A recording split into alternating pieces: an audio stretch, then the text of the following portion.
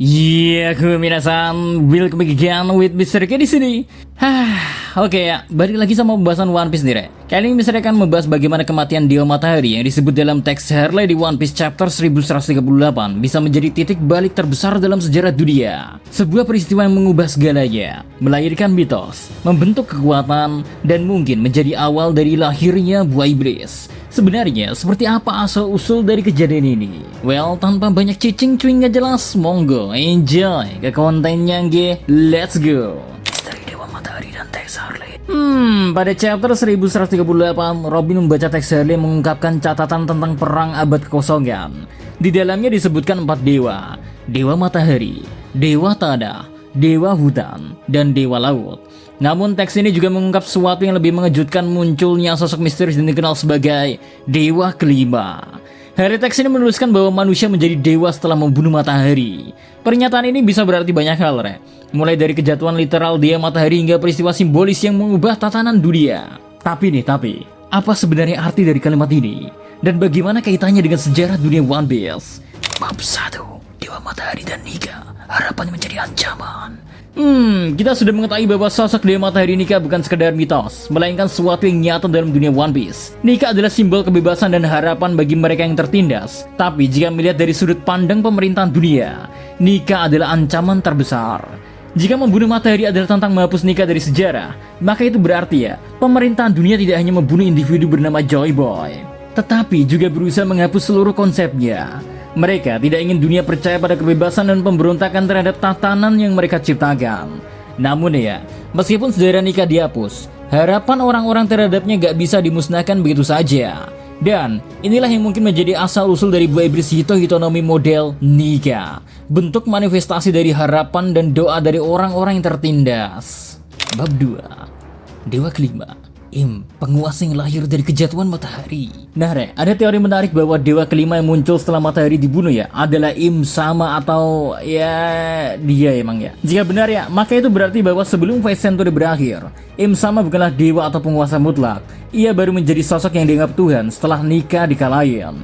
Hal ini sebenarnya bisa kita lihat dari dua sudut pandang. Yang pertama Im secara langsung berperan dalam menghancurkan Nika dan Joy Boy, lalu menobatkan dirinya sebagai dewa baru yang menggantikan matahari. Yang kedua, Im dan 20 kerajaan yang beraliansi menggulingkan peradaban yang dalam tanda kutip menyembah suatu energi yang dianggap sebagai matahari kedua, atau lebih familiar disebut sebagai Mother Flame. Nah, dalam teori ini Im Sama bukanlah dewa sejak awal, melainkan seorang yang menjadi abadi setelah peristiwa Void Century. Kalau pertanyaannya kok bisa? Salah satu jawabannya mungkin adalah Ope-Ope-Nomi dan Yacht Surgery, atau teknologi kuno yang mengizinkannya bertahan selama 800 tahun lamanya. Bab 3, Mural Elbaf, bukti sejarah yang tersembunyi. Jika sejarah telah dihapus oleh pemerintahan dunia, bagaimana kita bisa menemukan kebenaran? Jawabannya bisa ada di Elbaf. Dalam chapter 1138, Robin juga menemukan bahwa kaum raksasa memegang kepercayaan kuat terhadap Dewa Matahari dan mempercayai Harley Text. Ini berarti kaum raksasa adalah penjaga sejarah yang sebenarnya. Nah, ada kemungkinan bahwa mural di Elbaf adalah catatan visual dari peristiwa nyata di Void Century, sebuah bentuk poneglyph yang tidak bisa dihapus oleh pemerintahan dunia. Jika mural ini menggambarkan jatuhnya Dewa Matahari, itu bisa menjadi bukti bahwa Nika benar-benar ada dan bahwa sejarah telah dimanipulasi. Walau mungkin mural itu lebih fragil dibandingkan poneglyph yang berasal dari batu yang gak bisa dihancurkan. Beruntung mural yang berada di Elbaf bisa dianggap sebagai wilayah non-pemerintahan dunia. Yang berarti kemungkinan keberadaan mural ini belum diketahui secara langsung oleh pihak pemerintahan dunia itu sendiri. Bab 4, Buah Iblis, sisa-sisa para dewa. Salah satu hal menarik dari diskusi ini adalah bagaimana jika Buah Iblis adalah sisa-sisa kekuatan para dewa dan entitas kuat dari masa lalu. Dalam dunia One Piece, buah iblis lahir dari keinginan, harapan, dan doa manusia. Jika Nika bisa kembali dalam bentuk buah iblis, maka mungkin hal yang sama terjadi pada kekuatan lain di dunia ini. Apakah Dewa Laut dulunya adalah penguasa asli Grand Line sebelum kekuatannya terjebak dalam buah iblis tipe air yang belum kita ketahui? Lalu, apakah Dewa Hutan adalah kekuatan asli yang kini menjadi basis buah iblis Zuan, mistis yang berhubungan dengan alam?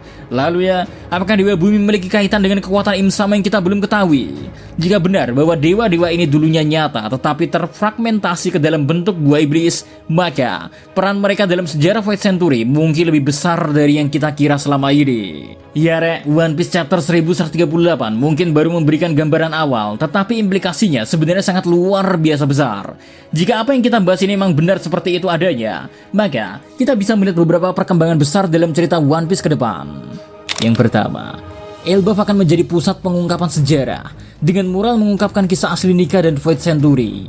Keberadaan Robin yang bisa mengartikan bahasa kuno ya, ditambah catatan-catatan O'Hara yang terdapat di Elbaf jelas membuat semuanya menjadi lebih lengkap.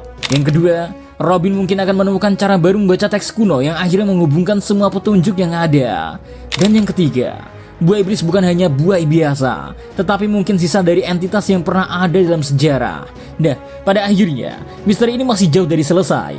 Namun satu hal yang pasti, sejarah selalu meninggalkan jejaknya. Dan dengan semakin dekatnya Aur Baka Sencho dan kru topi jerami dengan rahasia dunia, kita mungkin akan segera mengetahui kebenaran yang selama ini tersembunyi rapat-rapat.